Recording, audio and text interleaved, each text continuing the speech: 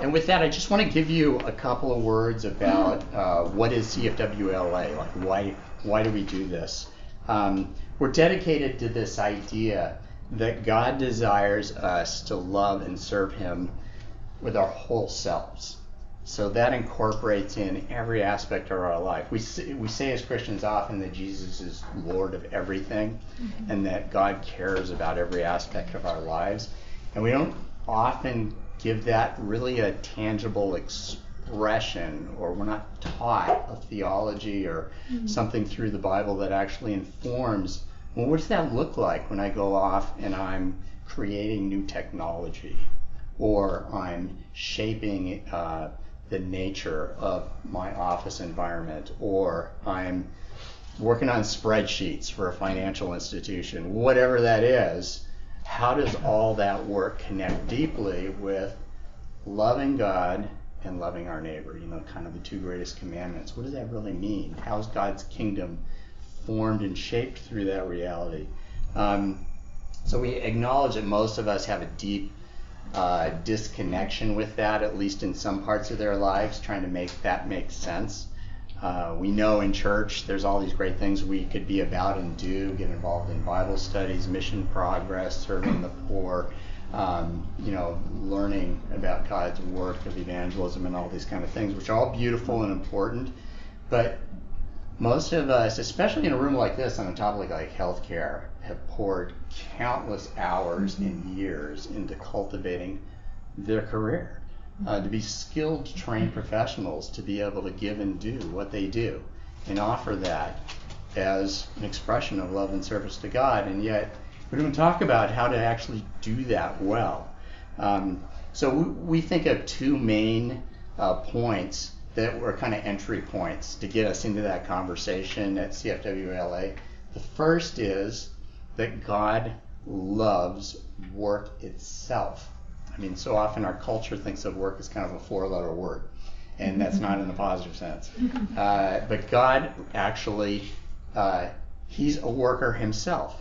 We go back to Genesis and look at the unfolding of what God calls the first work week, and look at his activities and what is he doing during that period of time. He's planning, and he is innovating, and he is producing, and he is scheduling, and he's manufacturing, and he's creating spaces, and then he's filling those spaces. There's artistic beautification of the creation. It's unimaginable when you look at the natural world, all the care and love and the complexity of the systems and the inner relationships of things. That's all just, we're describing what God is like. And then at the end of that narrative, God makes us to be like him. So then he turns to us and says, go be like me. Go bear fruit into the world. Fill this place with unimaginable beauty and organization and structure. Andy Crouch talks about making something of the world. It's kind of the point of that Genesis narrative. But the second point is, we kind of rebelled against God, and we've retreated from that plan. And so we turn all those capacities of our built-in human nature as image bearers of God, which we are, we turn them inward. We turn ourselves as the focus instead of God's glory and the goodness and beauty of this world and what it could be. So the gospel is, rather than thinking of the gospel as an offer of forgiveness for sins and a hope everlasting, and the way you get there is put your faith in the work of Jesus Christ on the cross, we put it in a much bigger narrative where God has a mission and a project, a program for the world to turn this place into a flourishing, beautiful, ultimately integration of heaven and earth into this glorious place that's going to be developed and beautiful and good. We go from a garden to the vision of the Bible is we end up in a city. This is a place that cultivates our skills and puts them to use and glorifies God through all of life and all our talents and all our intellect and creative energies. That's the vision of God.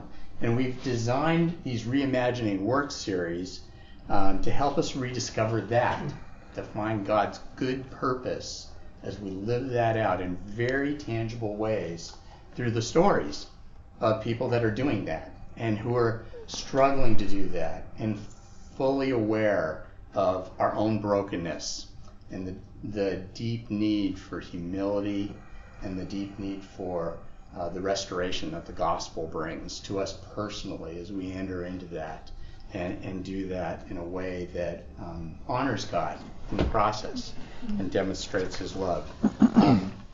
So we have, this was largely inspired by Leanne Nguyen over here. She came to me a few months ago and said she loves the mission of CFWLA and it needs to launch something for healthcare, and sooner the better.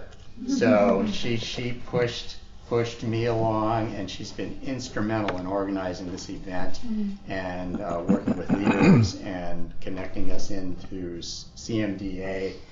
So we're so grateful for her.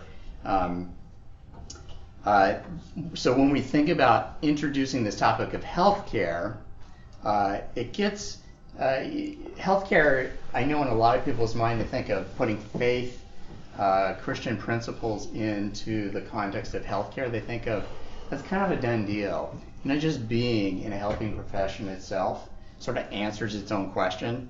So they almost don't give it a lot of thought, or they think that it's just built in, it's embedded into it. You're naturally cultivating helping others, which is part of God's heart for the world, sure. But everybody that I talk to that's in healthcare say they have struggles and challenges. It's super complex. When you think of the challenges, the difficult questions that come up, there's really as desperate a need in this field for wise teachers, counselors, mentors, pioneers thinking through innovation and improvements. So whether you are a physician, administrator, technician, a caregiver, a counselor, thoughtful Christians in their fields, they have to consider these complexities and work them together in community. Topics like, and I've been doing some reading on those that have written on healthcare as Christians, balancing the appropriate risk to benefit ratios in the way that you provide healthcare, even cost to benefit ratios of the economics of healthcare, weighing emergency health and human safety priorities over normal regulations, like when do you draw that line and make the right decisions, deciding on palliative care versus curative care as a Christian.